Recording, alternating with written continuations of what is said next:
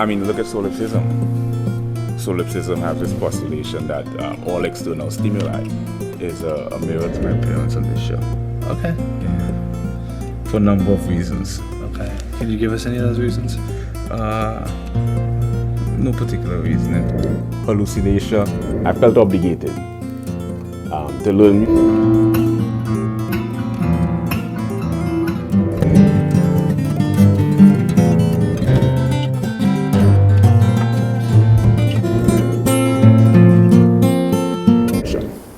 In music, you have also sound. What is amplitude, frequency, velocity? Why do we hear octave? But that's just from a physics perspective.